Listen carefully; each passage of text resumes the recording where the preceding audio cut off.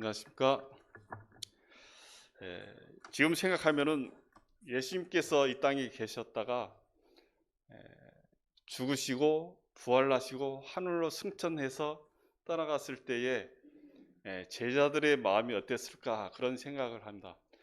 목사님이 여기 계실 때는 저도 마음이 느긋하고 편히 있었는데 목사님 딱 따라가고 나니까 저도 안절부절 목사님 모든 것을 다 하니까는 부담이 없이 좋았는데 그것을 감당하려니까 부담도 되고 이 어떻게 해야 될지 이런 생각 저런 생각하면서 이 시간을 준비하면서도 아마 예수님의 제자들도 아마 그런 마음이에요. 예수님이 계셨을 때는 모든 게 예수님이 이끄시는 대로 예수님이 또 따라가는 대로 따라가만 가면 되는데 예수님이 훌쩍 하늘로 가시니까는 이제 모든 게 이제 낯선 거예요. 이제 모든 게 스스로 해야 되고 스스로 무엇을 개척해야 되고 그러니까는 예수님의 제자들의 마음이 저의 마음, 그들의 마음을 조금 이해할 수 있을 것 같아요.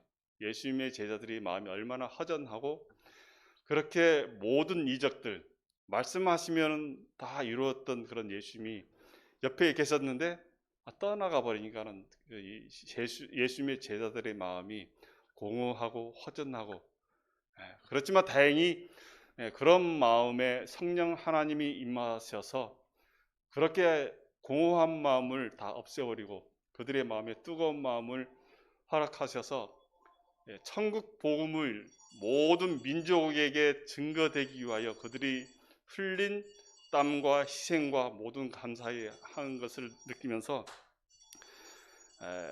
그 터키에 잠깐 그 여행 갔을 때 보니까는 그 사도 바울이 여행했던 그 거리가 짧은 거리가 아닌 것 같아요. 예,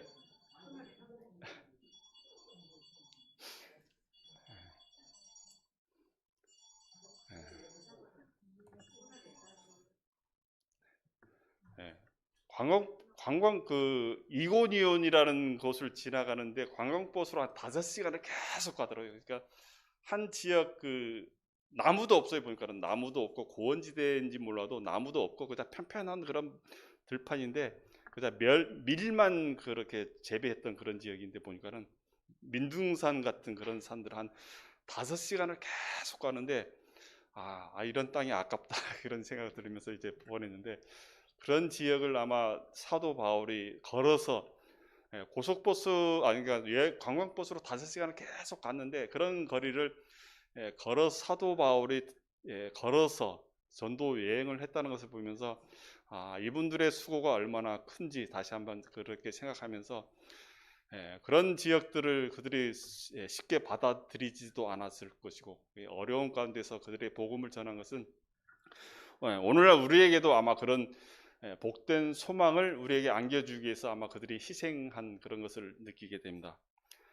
그러면서 선교의 시간이지만 이 시간을 준비하면서 사랑의 사도라는 그 선지자의 글을 보면서 첫 머리에 이런 말씀이 있습니다.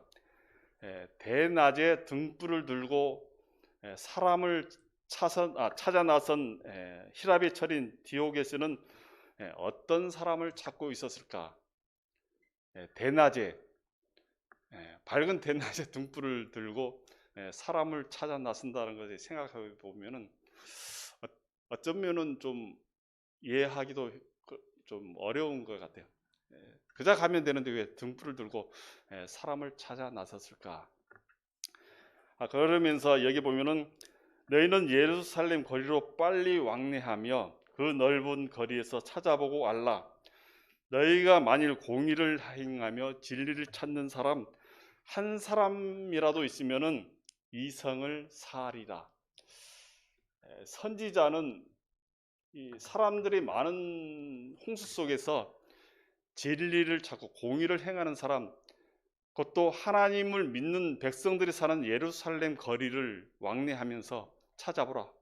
그 중에 어려운 사람 한 사람만 있으면은 이 성을 사하리라는 그런 선지자의 글을 보면서 소돔과 고모라는 10명의 의인을 찾았는데 여기 보면 한 사람 한 사람만이라도 의인이 있으면 이 성을 살이라는 그 선지자의 글을 보면서 예루살렘 성은 하나님을 믿는다는 모든 사람들이 살고 있는 그곳에 공의를 행하는 사람, 진리를 찾는 사람이 한 사람도 없었다는 말인가, 이런 생각을 해보게 됩니다.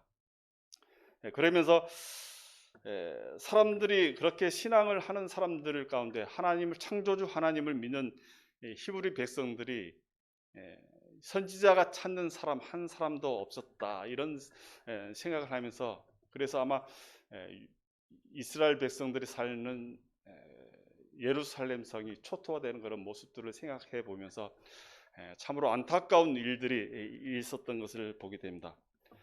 그러면서 아마 선지자는 또 그 히랍의 철인 디오게네스는 아마 어떤 사람을 찾고 있었을까, 그 생각해 보면은 예수님의 제자들과 같은 사람, 그들의 사명을, 그들의 목숨을 다해서 자기의 모든 것을 바친 그 제자들의 모습을 찾는 것이 아닌가 생각해 봅니다.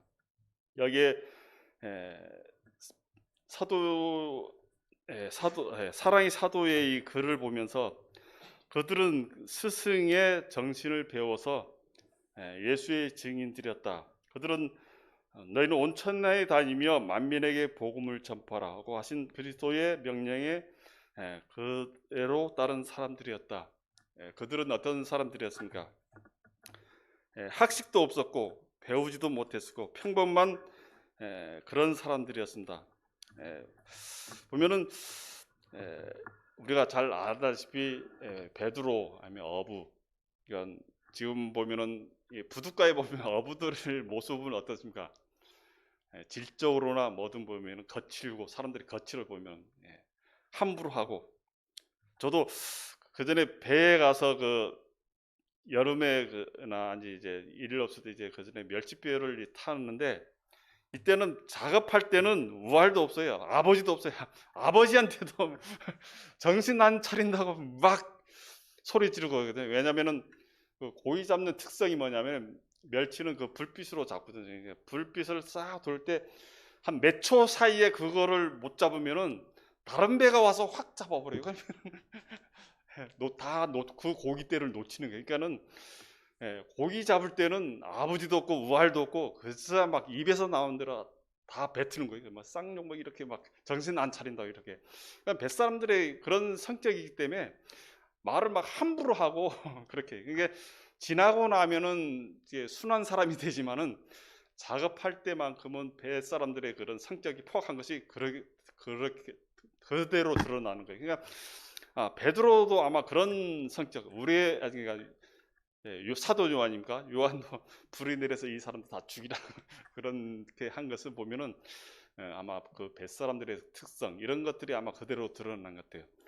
그래서 아마 이런 모습들을 보는 그런 제자들을 통해서 예수님께서 학식 있는 사람, 또 사내들인 회원들, 이런 사람들을 예수님의 제자로 부르시지 않고 가장 세상에서 그냥 존경받지 못하는 사람들, 그저 멸시받는다고는 할지 모르지만 그런 사람들을 통해서 하나님의 복음을 온 세상에 전하기 위해서 그들을 택한 것은 그들의 마음이 순수한 마음이 있기 때문에 그런 것 같아요. 순수한 마음, 계산적이지 않고 있는 그대로 받아들이는 마음.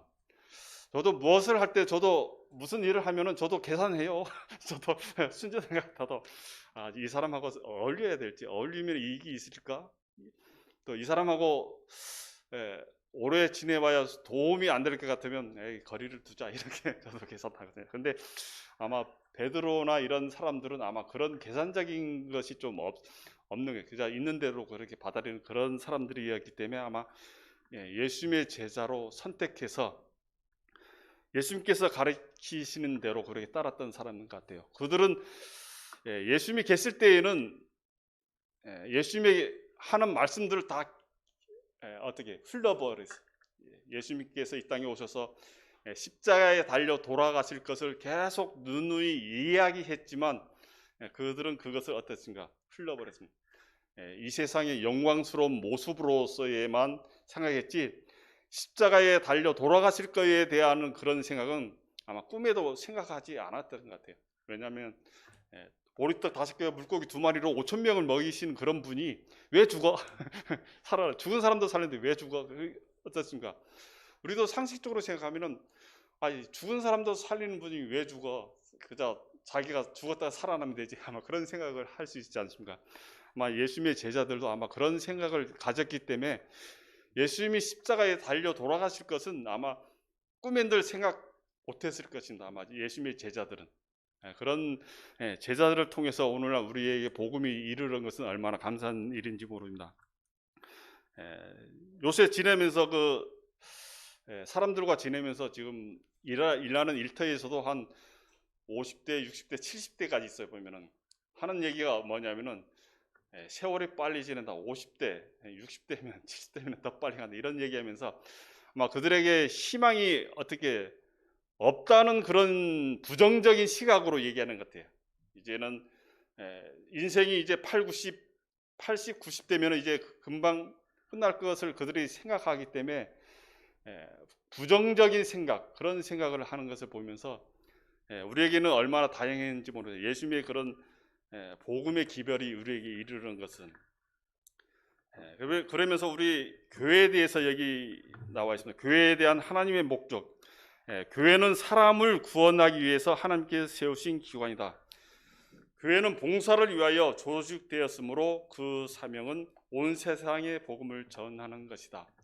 그러니까 하나님께서 세우신 이 교회가 사람을 구원하고 살리는 그 일에 최선을 다하는 곳이 아마 이 교회인 것입니다. 여기 성경에는 교회에 대한 놀라운 약속들이 많이 수록되어 있다. 내 집은 만민이 기도하는 집이라 일컬음이 될 것임이라. 이사야 56장 7절에 있는 말씀. 내가 그들에게 복을 내리며 내 산 사면 모든 곳도 복되게 하여 때를 따라 비를 내리되 복된 장마비를 내리라. 만민이 기도하는 집을 세운 이 교회가 고대 유대에는 어떻습니까? 성전에는 이방인들이 거의 들어가지 못하게 했습니다. 이방인 들어가면 어떻게 죽임을 당하는 그런 일들도 있었기 때문에 감히 이방인은 하나님의 성전에 조차 갈 수 없는, 하나님께서 세우신 것과 전혀 다른 방법으로 유대인들이 그렇게 흘러간 것을 보게 됩니다. 여기 보면 교회는 반역한 세상에서 하나님이 보유하고 계시는 당신의 요새요 도피성이다. 우리가 요새는 또 잘 알지만 또 도피성에서도 우리가 잘 아는 사실입니다. 부지 중에 사고를 냈을 때에 자기의 생명을 구하기 위해서는 도피성으로 어떻게 빨리 가야, 지체되면은 보복자에게 잡혀서 죽을 수도 있기 때문에 도피성으로 빨리 도망을 가서 그곳에서 제사장이 돌아가실 때까지 그곳에서 기거할 수 있는 그런 기간이 있는 것을 보게 됩니다. 그래서 도피성과 같은 곳이 아마 오늘날 우리 교회가 그런 역할을 하고 있다 했습니다. 이 세상에서 우리가 어떻습니까? 우리가 사고를 낸 것은 아니지만 우리가 죄의 종으로서 죄로 인해서 우리가 죽을 수밖에 없지만 우리가 교회로 옴으로 인해서 예수님의 복음을 들음으로 인해서 우리가 생명을 구원받을 수 있다는 것을 말하고 있습니다. 여기 보면 또 교회에 대해서 또 이렇게 평가하고 있습니다. 교회는 비록 약하고 결함이 있어 보이나 교회는 하나님께서 특별한 의미에 있어서 당신의 최고의 관심을 쏟으시는 대상이다. 교회는 비록 결함이 있어 보이나, 교회는 어떤가? 결함이 있어 보이나 여기 보면은 사도의 글에도 보면은 선지자의 글에도 보면 교회는 완벽하다고 얘기하지 않습니다. 교회는 부족하고 연약하고 결함이 있어 보이지만 그와 같은 결함이 있는 이 교회가 하나님께서 최대의 관심을 가지고 지켜보고 있다는 그런 사실입니다. 그래서 이 교회를 통해서 우리가 모든 것을 접할 때에 비록 부족하고 연약하지만 이 교회는 하나님의 최고의 관심을 가지고 있는 곳이 이 교회이기 때문에 우리는 그런 믿음의 생활을 힘들지만은 힘있게 그렇게 우리의 믿음을 굳게 하시기 바랍니다. 세상의 모든 나라들은 물리적으로 이 세상을 다스리지만 하나님의 나라는 전혀 그렇지 않습니다. 그래서 예수님께서도 이 땅에 계실 때에 하나님의 나라를 어떻게 비유할까 하다가 비유를 찾지 못해요. 왜냐하면 이 세상의 나라의 특성과 하나님의 나라의 특성은 전혀 다르기 때문에 이 세상 나라는 모든 게 다 물리적으로 힘이 있는 사람들의 나라, 또 힘이 있는 나라의 특성에 따라 모든 게 휩쓸리는 것을 보입니다. 우리나라도 조금 뭐 하면은 미국에서 301조, 슈퍼 301조입니까? 슈퍼 301조를 딱 걸어서 우리나라의 관세, 철강 제품 할 때 관세, 또 뭔가 반도체도 해서 뭐 하면은 덤핑한다 해서 미국 뭐 슈퍼 뭐 301조 딱 해서 그러면은 여기에도 관세를 뭐 폭탄, 우리는 모르지만은 뭐 1%, 5% 이런 게 기업하는 사람들은 그게 엄청나게, 우리는 뭐 GDP 뭐 몇 프로 이렇게 우리는 잘 감이 안 오지만은 그런 것들이 관세를 물리는 것은 그 기업하는 사람들은 그러니까 기업이 흥망성쇠를 가름하는 그런 경우 같아요. 또 보면은 일본도 보면은 그런 자동차 같은 거 결함이 생기면은 리콜 조치해서 몇천 원씩 벌금을 내리는 거 보면은 힘 있는 사람들의 그런 횡포 아마 그런 것들을. 그러니까 이 세상 나라는 힘이 없으면은 살 수 없는 그런 세상입니다. 그런데 하나님의 나라는 어떻습니까? 힘이 없어도 가난하여도 그 사람을 살 수 있는 모든 방편을 마련한 것이 하나님의 나라인 것을 보인다. 우리가 룻기에서 보았듯이 기업 부를 자를 통해서 구원하는 그런 모습들, 또 하나님께서는 또 이 도피성을 마련해서 우리가 피난처를 다 마련하시는 그런 하나님의 그런 계획 속에서 산다는 것은 모든 사람들의 생명을 동일시하게 귀하게 보시는 그런 모습들을 보게 됩니다.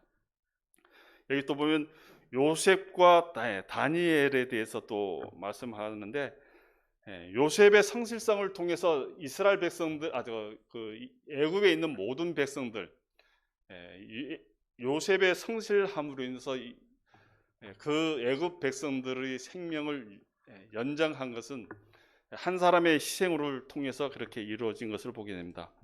그리고 다니엘은 성실함으로 인해서 바벨론에 있는 모든 박사들의 생명을 구했습니다. 아무래도 다니엘이 그런 총명하거나 그 꿈을 해석하지 못했으면 어떻습니까? 바벨론에 있는 모든 박사들은 생명을 잃었을 것입니다. 하나님께서는 인류에게 당신의 품성을 알리시려고 이스라엘을 택하셨다. 그분은 그들의 세상에 구원의 샘들이 되기를 바라신다. 하나님께서는 이스라엘 백성들을 하나님의 복음을 온 세상에 전하기 위해서 아브라함을 부르고 또 가나안 땅에 거기에서 모든 민족에게 복의 기관으로 이렇게 삼아 주셨는데, 이스라엘 백성들은 그 어떤 하나님의 계획에서 실패한 것을 보게 됩니다. 그들은 바벨론의 포로로 잡혀가서 돌아올 때에 그들이 왜 바벨론의 포로로 잡혀갔을까? 그것을 그들이 생각하면서 어떤 법을 세웠습니까? 이방인들과 담을 쌓는, 장벽을 쌓는 그런 규례와 법을 만들어 갖고 이방인들과 아예 통혼을 하지 않, 거래를 하지 않나, 아니면 그들과 담을 쌓음으로 인해서 이방인들과 전혀 하나님의 복음을 전하지 못하는 그런 모습을 만들어 버렸습니다. 그래서 이스라엘과 그 사마리아도 같은 민족이지만 혼혈아로 그렇게 되는 과정을 통해서 사마리아를 그러니까 우리가 얘기하는 뭐 개나 이렇게 그런 취급을 하면서 하나님께서 원래 세우신 그런 목적에서 많이 벗어난 것을 보게 됩니다. 그래서 아마 하나님께서는 그들의 모든 것을 거두시고 그 사명을 다시 한번 예수님의 제자들을 통해서 이방으로 복음을 전하게 되는 것입니다. 그것은 예수님의 제자들은 그것이 쉬운 것만은 아니었습니다. 복음을 전하는 것은. 왜냐하면 우리가 예수님의 제자들 사도 요한 외에는 모두 다 순교를 당한 것을 보게 됩니다. 구체적으로는 다 제가 봤는데 이제 알지 못하지만 모든 제자들이 어떻게 다 순교를 당했습니다. 그들의 순교를 통해서 우리가 오늘날 우리가 이 복음의 말씀 또 생명의 말씀을 보고 있는 것입니다. 그것이 얼마나 감사한지 모릅니다. 그것은 아마도 예수님께서 이 땅에 계실 때의 제자들만 남겨놓고 가신 것이 아니라 떠나시면서 성령 하나님을 그들에게 보내주셔서 이 복음이 그들만을 위한 것이 아니라 온 세상의 모든 사람들이 듣고 구원을 받기 위해서 하나님께서는 말씀하신 것을 보게 됩니다. 여기 보면은 유대 지도자들은 자신들이 지도받을 필요가 없을 정도로 지혜롭고 구원이 필요 없을 정도로 의로우며 그리스도께서 주시는 영광이 필요 없을 정도로 큰 영광을 가졌다고 생각하였다. 그리하여 구주께서는 그들이 남용한 특권과 그들이 경시한 사업을 그들에게서 거두어 다른 사람들에게 맡기셨다.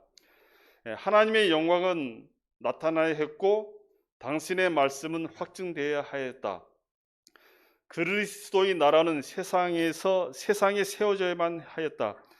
하나님의 구원의 무수한 도시들에 전파되어야 하였으므로 유대 지도자들이 실패한 그 사업을 하도록 제자들이 부르심을 받았다.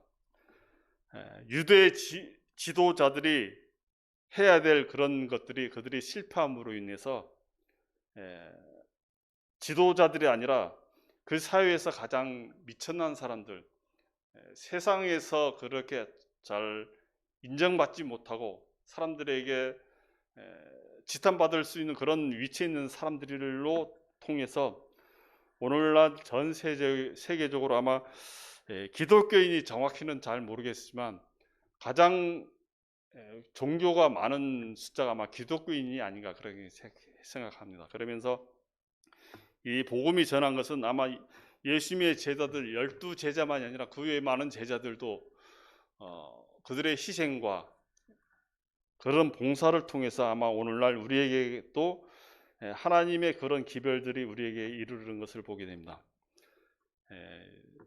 요한복음에 보면 한 알이 미리 땅에 떨어져 죽지 아니하면 한 알 그대로 있고 죽으면 많은 열매를 맺는다는 그 말씀과 같이 예수님의 제자들이 모든 제자들이 한 명을 제외하고 모든 제자들이 생명을 다하면서 복음이 전한 그 복음을 통해서 우리가 오늘날 하나님의 복음을 듣는 것이 얼마나 감사한 일인지 모릅니다. 오늘도 우리 모든 교우님들도 예수님의 제자들의 그런 복음을 받아들이면서 하나님의 말씀 속에서 또 축복받는 오늘 귀한 안식일 되시기 바라며 말씀을 드리겠습니다.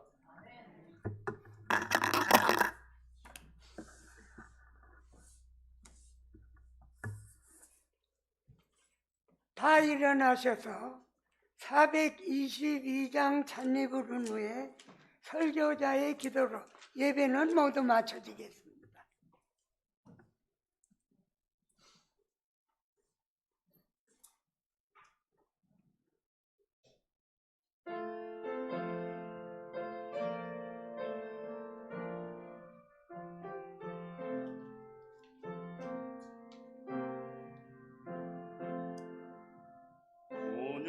온유하신 음성으로 구주 예수 부르시니 따라오라 하는 말씀 나의 귀에 밝히 들리는 어디 인도하시든지 내가 십자가를 지고 따라가기 원하오니 함께 하여 주소서. 길이 멀고 어두워서 나의 발이 상하여도 주를 항상 따라가니 나의 맘이 심히 즐겁네. 어디 인도하시든지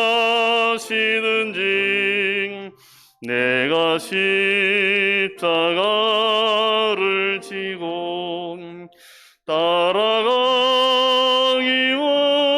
원하오니 항상 함께 하여 주소서.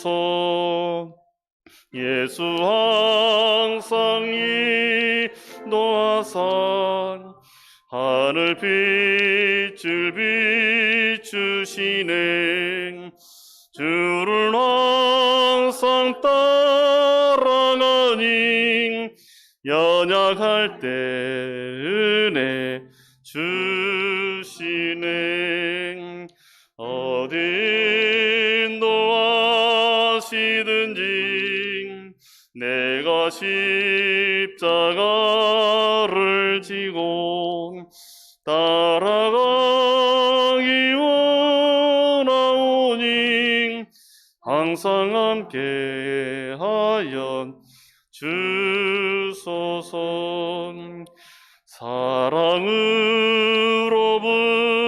붙드시면 권능으로 안으시네. 주를 항상 따라가니 은혜로서 도와 주시네. 어디 인도하시든지 내가 십자가를 지고 살아가기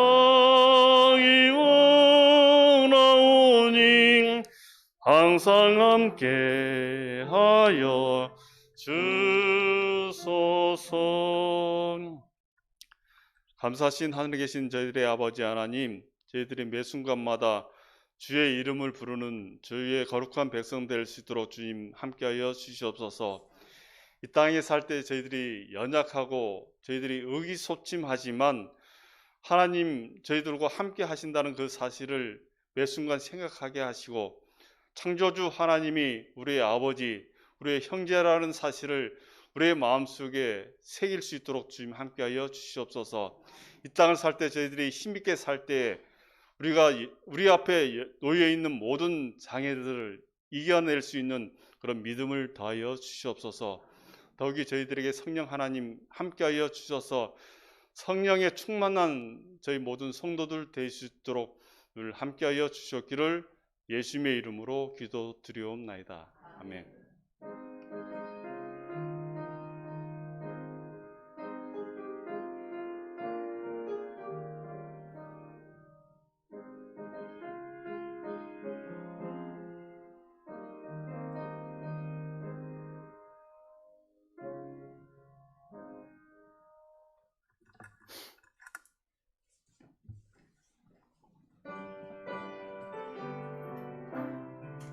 주거에 심려졌는데 목사님이 사경에 가시면서 오늘 오후 2시에 직원회가 있으니 직원 되신 분들은 한 사람도 빠짐없이 다 참석해 달라는 광고를